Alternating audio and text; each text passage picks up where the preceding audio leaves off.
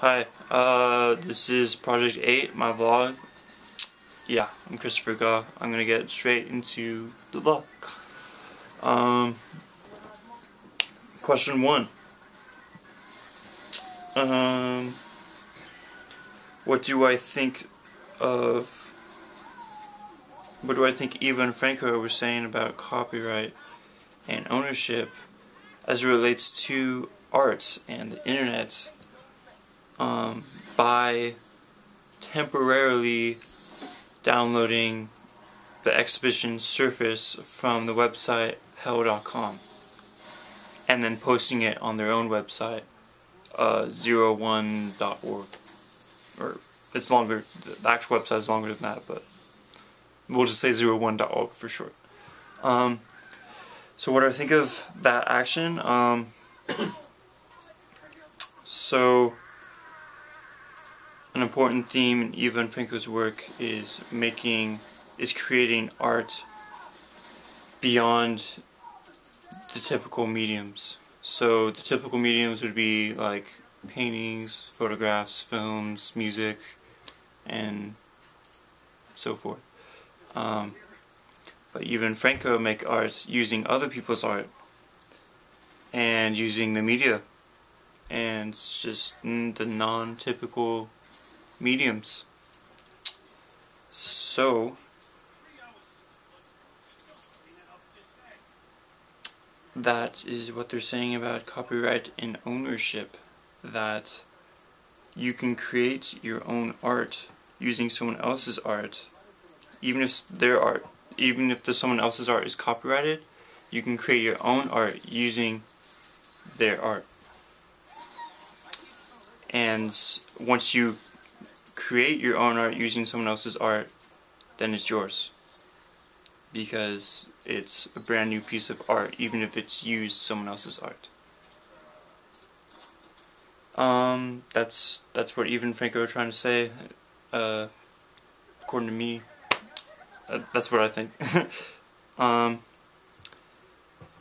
So the internet, even Franco believe that the internet should be an open place.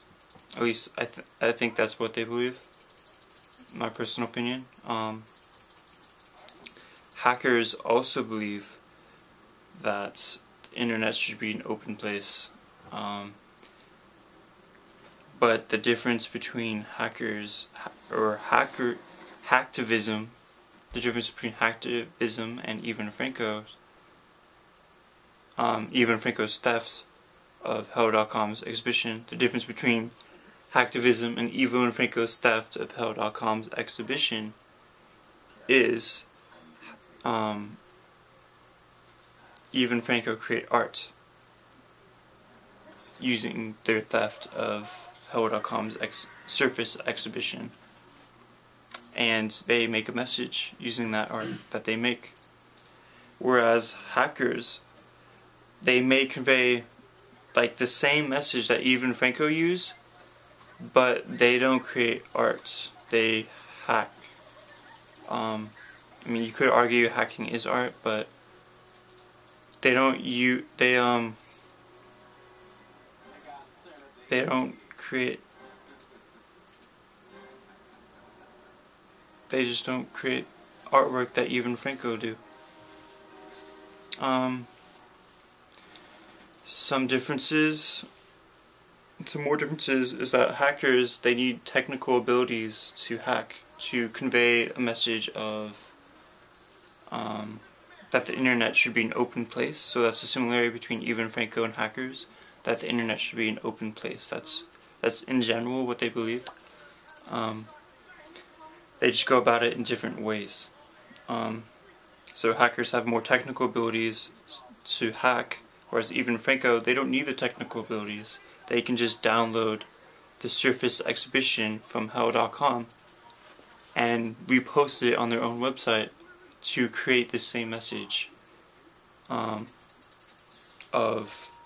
internet should be an open place, but they also create the message of creating art using other people's art. So that's another difference between hackers or hacktivism and Eva and Franco. Eve and Franco use other people's art to create their own art. So the Nike swoosh in Vienna.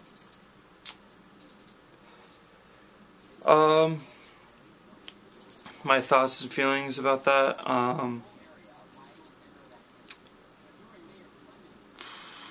So again, Eve and Franco used other people's art to create their own art. So in this case, they used the Nike swoosh and just Nike's art in general to create their own art. They created this 2-story Nike building in a town square in Vienna to convey a message that you can use other people's art and you can use non-typical mediums to create art, but they also conveyed the message of questioning reality. Like, is this 2-story Nike building real? Like, is it legit from Nike or is it not? That theme I talked about in vlog 3 a lot. But also just some thoughts on the Nike thing. I found it interesting how Eve and Franco are like unknowns, and they took this well-known across the world organization, Nike, and they created art out of it. So unknowns used this hugely well-known entity and created art out of it in their own way. I thought that was interesting how the differences there between well-known organization and not well-known artists. So I have mixed feelings about the Nike product too. I feel like, so under law, a corporation is a person, and a person has rights. So therefore, a corporation has rights too. And so they have the right to use their own images and symbols and so forth. Even Franco kind of just flips out of that, so I kind of don't like that. But at the same time, I like a lot Even Franco's message of using other people's work and non-typical mediums such as the media to create art, and also the message of questioning reality. I like those themes. I like those intentions of Even Franco's work. So the non-liking of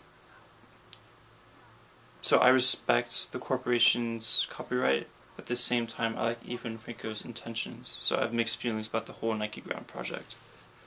So question number 4. Second Life avatar. How is that like a traditional portrait?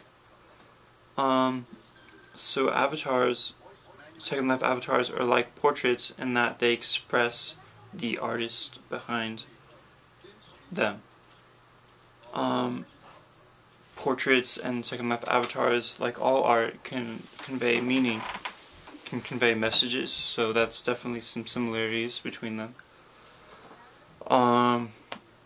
Differences is the medium.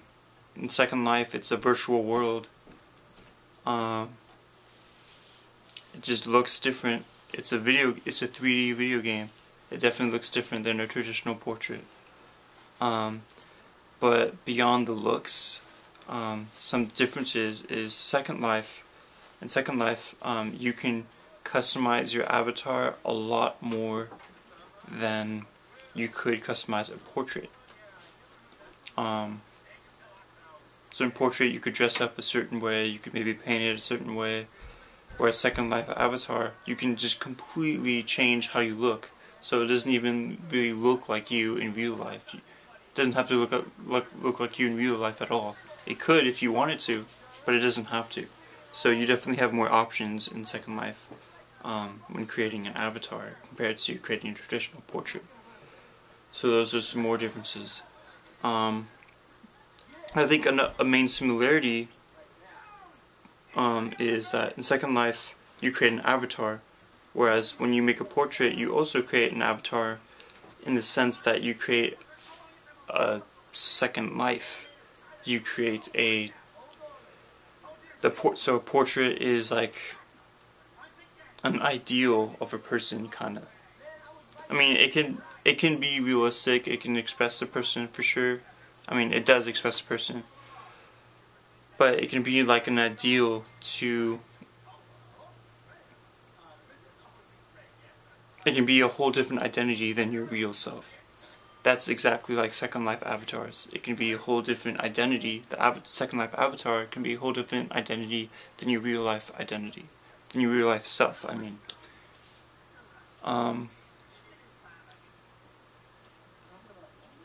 and you may identify yourselves with those avatars, the portrait and the Second Life avatar. So that's definitely a similarity again. So synthetic performances. So some concerns about that the artist brought up. So in the book they said they brought up concerns of plagiarism, originality, reproducibility, authenticity, but also sexuality, feminism, violence, and social space. But so although they may bring up those concerns, to become aware of those concerns is a different matter. So in synthetic performances, what they were performances from other performances. So Ivan Franko created art using other people's art. The performances were typically, I think, from the 60s and 70s. So if you were aware that they were from the 60s and 70s, you would be brought to the realization of ideas about plagiarism, originality, reproducibility, and authenticity. Whereas if you weren't aware of that historical context, since synthetic performances were created from performances in the past, then you would just be brought up of sexuality, feminism, violence, and social space. And not really plagiarism and originality that much. Or at all. But if you were aware of the historical context, plagiarism, originality, as I just said, are brought up. But also sexuality and feminism are brought up as well. So if you're aware of the historical context, then more meaning is conveyed in synthetic performances. But if you're not aware, then less meaning is conveyed. But meaning is still conveyed. It is still Ivan Franko's work, even though they use other performances to create their own performances. It is still their work. It is still art.